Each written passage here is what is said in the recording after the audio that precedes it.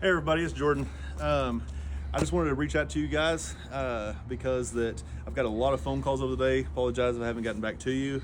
We've got a lot of people calling in asking about winterizing because we know that come Friday it's going to be super cold. And these houses in Texas are not made for the 0 degrees like we're predicting right now. So there is a few things we need to go over, and I'd like to talk to you about just to make sure we do some preemptive work to try to stop anything bad from happening. We're going to talk about your outside faucets here, and forgive me for being rude. TJ, I know a bunch of y'all guys know TJ. You've seen him around the job sites. Still with us at Plumbers guys, TC3 Plumbing. These outside, correct me if I'm wrong, TJ. All these out here are what they call frost proof. Okay. Yes. Okay. To a point. To a point. However, that does not mean that you just leave them open and just don't leave them covered or anything like that. We still want to cover these guys. So there's multiple different ways to cover them. You can buy the multiple different brands. All of them work the same. Just get a cover on these things and get all these guys covered so that we don't have any problems out here. Next, we're going to go talk about your wellhead and what we can do to work in it. Okay, guys. So now we're over here at this wellhead. Okay. Most every one of y'all have a wellhead that I have built y'all that looks similar to what we're dealing with here. I would advise to get, just like me and TJ here, we're going to do this together, get somebody to help you. One thing we can do is we can slide this off. These are very heavy, so just be careful, don't smash yourself with them. TJ, I'm going to let you talk about what's inside of here and the difference because where the PEX starts and where the PVC pipe goes, and why in this temperature, most of the time whenever it's in the low 20s, it's technically freezing, the rock is sufficient, but with it getting as cold as it's going to get, there's a few things we can do in here and why it's important because of the type of piping it is. There's 2 or 3 things you can do. You definitely want to wrap the PVC for sure. The PEX is a little bit more freezer resistant or freeze resistant than the PVC. This will split when the water expands to make the ice. It'll split the pipe. So you want to definitely wrap a blanket around this PVC, and you should be all right with the blanket, I believe. Just any type of insulation. So so we're using blankets as that's what's handy in your house. So if you have an old blanket, something thick, we want to get just cram as much in there as you can. Real insulation works. If you got some laying on your garage, that works great too. But any type of, we just want insulation to wrap around these pipes as best as possible. Talk about dripping pipes, okay? I know most of you know this, but I just want to go over it anyways. We need to make sure we drip our pipes, especially in this type of cold we're going to be facing. We're going to be dripping pipes on the interior of your house. I would ask that y'all drip 2 faucets on opposite ends of the house if you can. We're going to talk about hot and cold and the difference and the faucets. There's some faucets that we can drip. We can drip both at the same time by getting it and catching it. But the importance behind dripping the cold and dripping the hot. I'm gonna let TJ kind of talk about that, and let's make sure we get that done. Okay. First of all, guys, believe it or not, hot water freezes faster than cold water. So you definitely want to baby your hot water, but you just want to basically just crack it to where you got pencil lead is a good one, because as long as there's water moving in the pipe, it can freeze. Just keep that in mind. Moving water will not freeze. One thing that's important, guys, is when I say I want it done opposite ends of the house, go to your bathrooms. That's the most convenient place to do it. We need to be dripping. Like I said, hot water will freeze faster than cold water. I need y'all to drip. When y'all drip these things, if you have, depending on what faucet I put in for you guys, you can put it in between and you can catch both the hot and the cold at the same time. If you have one of the style that we have here, where one side's hot, one side's cold, you can put it in the center and catch both at the same time. If you do that, put it a little thicker because you are pulling from both pipes. You're not pulling from one pipe. So about like so. So guys, if you have one that is multiple, so if you have a hot and cold on either ends, I just want to make sure that both of these guys are dripping a little bit. And like I said, 2 locations is better than 1 on opposite ends of the house. That way we have movement throughout the entire house, guys. And we're gonna crack both of these and make sure it's not just the cold, make sure it's the hot as well. You want to be sure and make sure that you definitely drip any faucet or any plumbing fixture that is on the north side of the house, because that's where the blunt of the cold weather or your cold air is coming from anyways. So be sure and make sure that north wall if it has any plumbing in it, it is dripping. Okay guys, so this is where I'm getting the most questions, is in here. A lot of y'all guys, y'all have the new Navy on. This is the tankless gas hot water heater. Some of y'all have more than one in your house. Some of y'all guys have a tank 50-gallon regular standard electric hot water heater, and we'll talk about that as well. Those are more simple.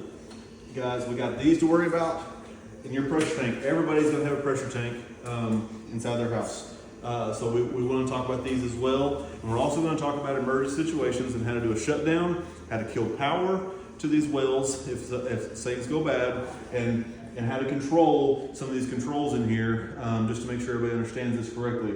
If you don't mind, the things I want to talk about is winterizing, if there's anything they need to do. We're also going to talk about, let's say worst case scenario, do you have a busted pipe?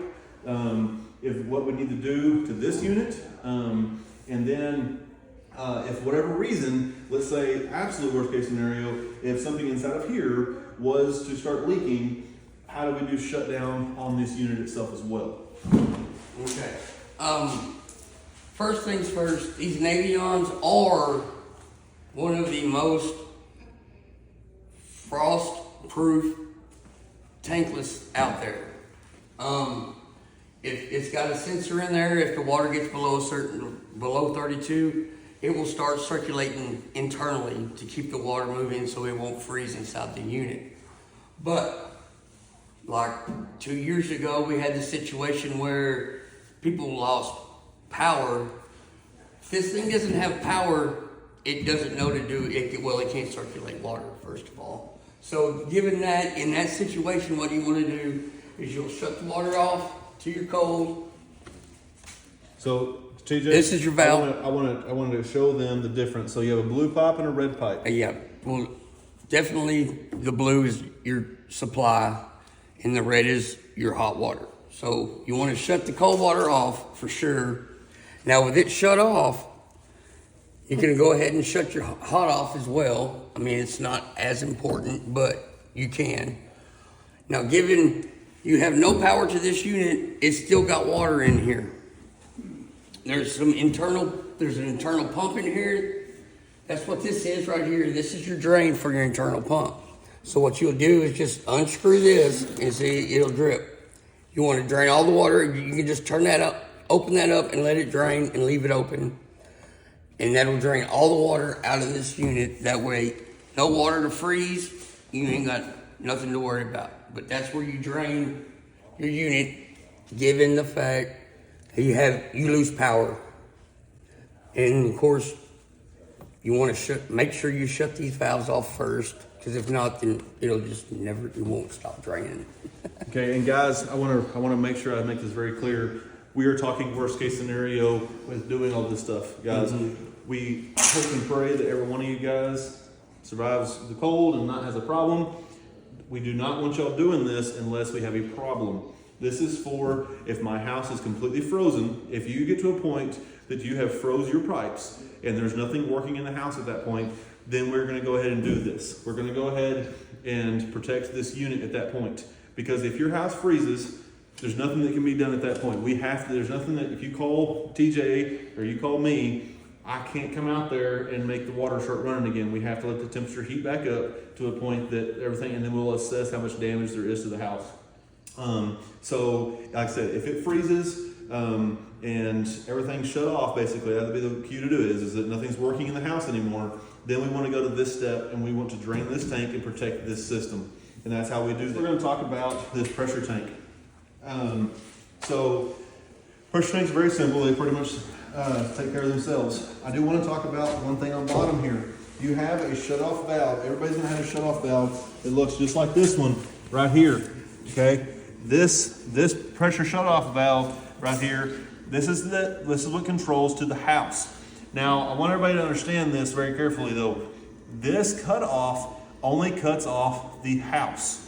You still have water on the other side of this cutoff from this point all the way to the well, because the well is on this side of the cutoff. But this will protect the house.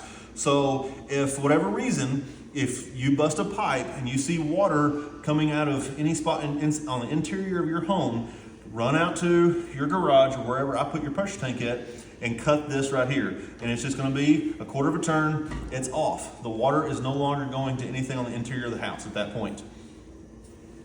Now then, on these guys right here, guys, if I did not have an insulated garage or anything like that, your garage more than likely is going to be fine.